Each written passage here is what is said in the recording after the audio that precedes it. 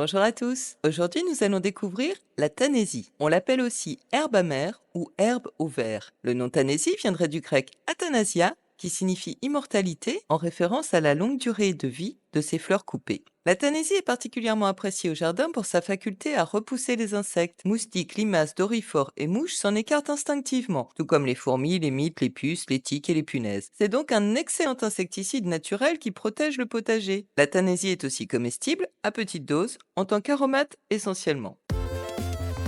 La Tanésie, Tanacetum vulgare, est une plante herbace et vivace de la famille des Astéracées. Originaire de l'Europe et d'Asie tempérée, la Tanésie s'est naturalisée en Amérique du Nord. Elle se trouve généralement dans les prairies, les bords de chemin et les terres en friche bien ensoleillées. Elle est souvent présente dans les zones perturbées et les sols riches en azote. Les tiges de la Tanésie sont dressées, glabres, rigides et robustes, à section anguleuse. Elles peuvent atteindre 60 cm à 1,50 m de hauteur. Les feuilles sont alternes, profondément découpées, pennées et d'un vert foncé, avec une odeur aromatique forte et amère. Les fleurs sont des capitules jaunes, en forme de bouton, regroupées en inflorescences denses et arrondies au sommet des tiges. Elles fleurissent généralement de juillet à septembre. Le fruit est un akène allongé, avec une couronne de petites écailles. Toute la plante est très odorante dès qu'elle est touchée et froissée, en raison de sa teneur élevée en huile essentielle.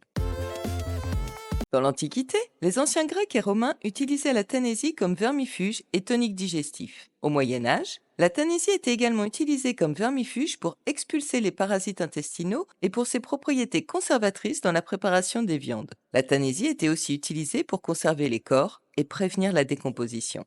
De nos jours, la Tanésie est principalement utilisée en phytothérapie pour ses propriétés anti-inflammatoires, antispasmodiques et anthelmintiques, c'est-à-dire vermifuges.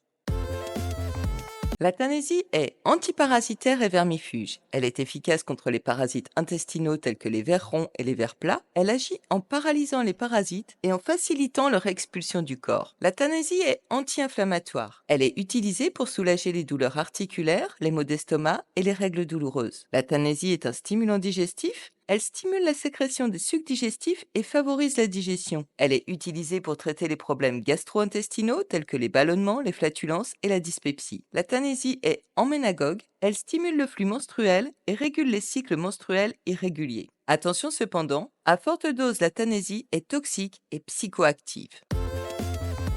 Les feuilles de la Tanésie peuvent être utilisées en cuisine, essentiellement pour ajouter de la saveur et de l'arôme au plat. En raison de sa toxicité potentielle à haute dose, l'utilisation culinaire de la Tanésie reste toutefois très limitée et doit être effectuée avec précaution. Les feuilles fraîches de Tanésie peuvent être utilisées avec parcimonie, comme condiment dans les soupes, les salades, les omelettes et les plats de légumes. Elles ont un goût amer et aromatique qui se marie bien avec les plats riches en graisses et en protéines. La Tanésie peut aromatiser les boissons, les limonades, les citronnades, les liqueurs, les vins. En infusion, on peut utiliser les feuilles séchées de Tanésie.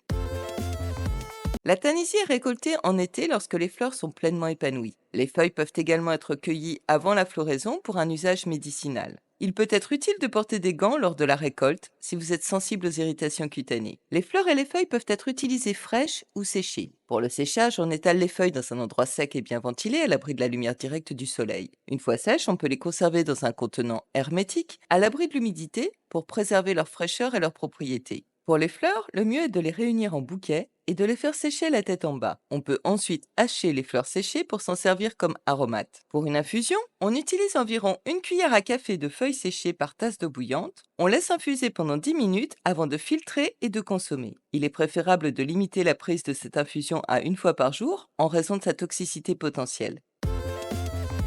La Tanésie est un insectifuge. Elle est utilisée pour éloigner les mites, les puces, les fourmis et autres insectes indésirables. Les bouquets de fleurs séchées peuvent être placés dans les armoires et les tiroirs. Au jardin, la Tanésie est souvent plantée pour ses diverses propriétés. En effet, elle est à la fois répulsive contre les insectes nuisibles et se comporte comme un véritable aimant à pollinisateur grâce à ses petites fleurs jaunes en boutons serrés. Elle est également bénéfique pour améliorer la santé des plantes voisines en raison de ses propriétés allélopathiques. On peut utiliser la Tanésie en infusion ou en purin pour ses vertus répulsives, insecticides et fongicides. Et cerise sur le gâteau, le purin de Tanésie est un excellent fertilisant en raison de sa richesse en potassium. En teinture naturelle, les fleurs de Tanésie permettent d'obtenir une teinture jaune vif. Avec les tiges d'été en début de floraison, la Tanésie donne des teintes vert olive, vert mousse ou jaune orangé selon les produits utilisés à l'étape de mordançage.